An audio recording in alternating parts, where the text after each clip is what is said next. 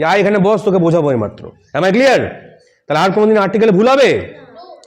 তাহলে এটা এ আর এনটা কোথায় বসে সেটা তোমাদেরকে বললাম। আর দাটা বসে, দা শব্দ অর্থ কি অনেকে জানে না। দা শব্দ অর্থ হচ্ছে টি। দা শব্দ অর্থ কি? টি, টয় হস্যি টি। ঠিক আছে, দা শব্দ অর্থ কি? টি। মানে কি? দা বুক মানে কি বলো? বই। টি মানে বইটা প্রথমে বসবে, টিটা পরে যোগ হবে। ঠিক আছে।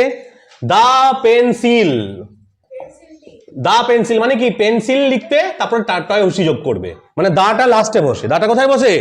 লাস্টে বসে। ইংলিশ থেকে বেঙ্গলিকে যদি করো তাহলে পুরোপুরি তার উল্টো। ইংলিশে ব্ল্যাক অ্যান্ড হোয়াইট মানে কি? সাদা কালো, কিন্তু ব্ল্যাক মানে কি? সাদা।